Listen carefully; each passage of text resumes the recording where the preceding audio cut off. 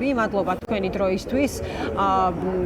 როგორც ხედავ, სწორედ ამ აქციაზე ხართ, რომელიც იწყება ზუგდიდში და ის არის ერთ-ერთი ქალაქი, სადაც უწყვეტად მიმდინარეობს ასევე პროტესტი სხვა ქალაქებთან ერთად. რა სიტყვით ამ დღევანდელ დღეზე იმ რეპრესიული, ასე ვთქვათ, ნაბიჯების გათვალისწინებით, რაღაც ყველა თავის რეკორდებს ხსნის, ხო, ყოველდღიურად ფაქტობრივად ქართული ოცნება ეხა განცხადებაც იყო გავრცელებული ამ ჯარიმებთან დაკავშირებით. როგორ რეაგირებს აი ამ რეპრესიულ პოლიტიკაზე, თუნდაც მან ადგილზე ხალხი, რა შეგიძლია ამაზე გითხრა? მოგესალმებით ანა, მივესალმები თქვენს ტელემაყურებელს სამეგრელოდან, ზუგდიდიდან, მადლობა ჩართვის შესაძლებლობისათვის. დიახ, როგორც დედაქალაქში, ასევე მინდა გითხრათ ზუგდიდში მიმდინარეობს უწყვეტი აქციები, ხალხი ნელ-ნელა იწყებს შეკრებას, მიმდინარეობს უწყვეტი აქციები საქართველოს უკეთესი მომავლისათვის, საქართველოს თავისუფლებისათვის მიმდინარეობს მშვიდობიანი აქციები და აქ არის მოთხოვნა, ძირითადი მთავარი მოთხოვნა არის გათავისუფლება პოლიტიკური ტყვეების და ხელახალი არჩევნები, ხელისუფლება მიტაცებულია, ეს ძალიან კარგად იცის ამ ადამიანებმა და დღეს ხელისუფლების მიმტაცებლები პირდაპირ რადგან რუსულ გზას, ეს ყველა ისედაც კარგად ვიცით და ეს განცხადებები, რასაც მოყვა შემდგომში, როგორც არჩევნების გაყალბებას, ასევე ამ ღიად პრორუსულ განცხადებას ევროკავშირთან ინტეგრაციის შეჩერება შეწყვეტის შესახებ და მე მინდა ბუნებრივია დავსვა კითხვას ვამს ეს ხალხი ამ კითხვას, რას ეუნება ეს ხელისუფლების მიმტაცებელი რუსული რეჟიმი,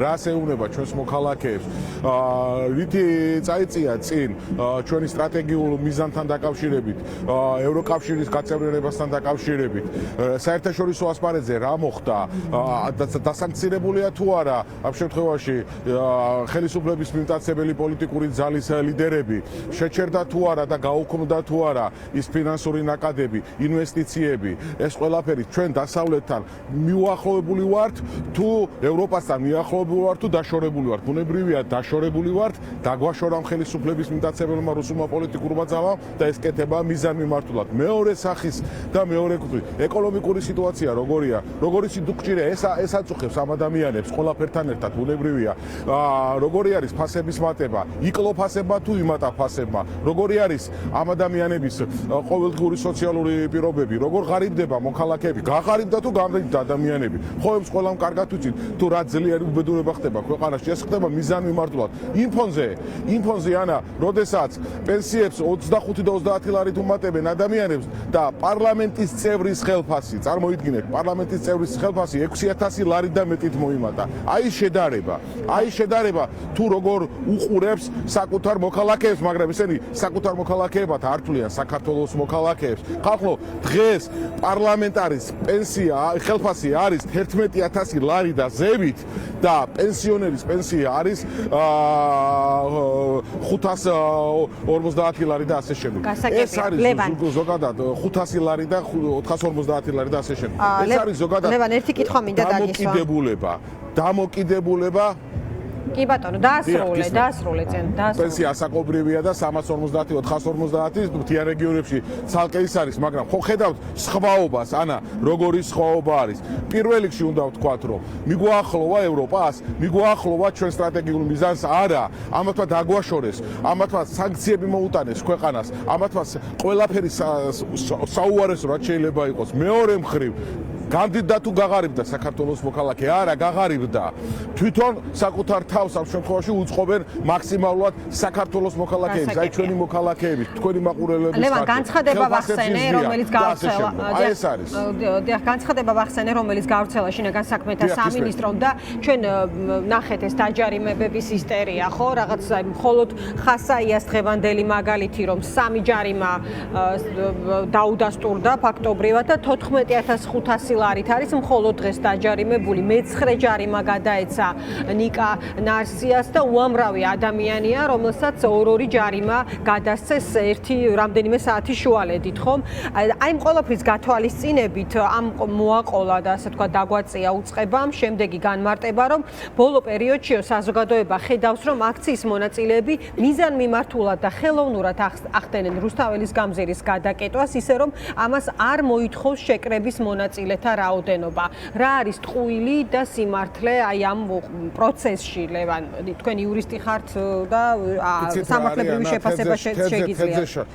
კი ბატონო, ყველამ კარგად ვიცით ახლა რა არის რეალობაში და თეთრზე შავის მტკიცებას არ შეუდგებით ჩვენმა მოქალაქეებმა და ჩვენმა საზოგადოებამ კარგად იცით, უბრალოდ სიგიჟის ზღვარს გადავიდნენ უკვე, როდესაც საკუთარი მოქალაქეების უწყობენ უკვე ფინანსურ რეპრესიებს, ცდილობენ ფინანსური რეპრესიები მოუწყონ და დააშინონ ამით, მაგრამ საქართველოს მოქალაქეები თქვენ ხედავთ, ამით არ შინდება, არავინ არ შინდება ამით. აი ამ ყველაფერს რაღაცა გინესის რეკორდებში უნდათ ალბათ შესვლა და უკვე მე მგონი შესულები არიან ამ ფინანსური დაჯარიმებები და სანქციებით საკუთარი მოქალაქეების წინააღმდეგ, მაშინ, როდესაც საშუალო შემოსავალი როგორია და ქვეყანაში ღარიბია ხალხი, ესე 5,000 ლარიან ჯარიმებს, რა ვიცი, ასაჩუქრებენ ბრჭყალებში საკუთარ მოქალაქეებს და ესეთი უბედურება ხდება. ანუ შეფარდებითობაზე მინდა გავამახვილოთ თქვენი ყურადღება, თუ რა სიტუაციაა ზოგადად, ხო? აი ამაზე არის საუბარი და ნუ ახლა ჯარიმა რა არის პატიმრობები, ახლა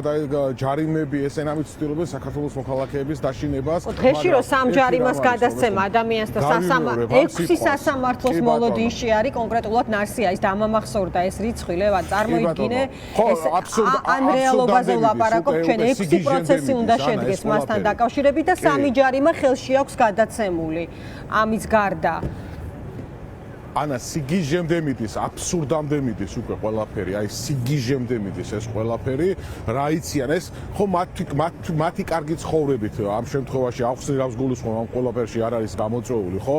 ისინი ხვდებიან რომ საქართველოს მოქალაქეები არიან შეურიგებელი რუსეთთან, რუსულ რეჟიმთან და იბრძვიან თავისუფლებისათვის. ეს ბრძოლა არის მშვიდობიანი და სამართლიანი ბრძოლა. აქედან გამომდინარე, ესენი არიან ჭკუიდან გადასულები და იგონებენ უკვე წარმოუდგენენ რაღაცეებს ამ ჯარიმებს, მაგრამ საქართველოს მოქალაქეები ამით ვერ და არ დაშინდებიან. უბრალოდ ეს გამორიცხულია და ამას მე მგონი ნელ-ნელა ხვდებიან და დასასრულს მინდა გითხრათ რომ ეს მოქალაქეების ჩვენი ყველა საქართველოს მოქალაქე, აქ შეკრებილი მოქალაქეები, მე წყვილა არ დამისვამს ის კითხვა თავში რო დავსვი. ხო, მიგვაახლოვა თუ არა ევროპას, არა დაგვაშორა ამათმა ევროპას, მაგრამ ძალიან მალე ახალი არჩევნების შემდგომ ჩვენი ევროპასაც მივუახლოვდებით. მე დავსვით კითხვა, როგორ გაუმჯობესდა თუ არ გაუმჯობესდა ფინანსური პირობები და სოციალური სიტუაცია. არა გაუარესდა ამათ შემთხვევაში ხელისუფლებაში, მაგრამ ახალი არჩევნების შემდგომ ყველაფერი კარგად იქნება ქვეყანაში, ინვესტიციები შემოვა და ეკონომიკური წინსვლა იქნება. დიდი მადლობა.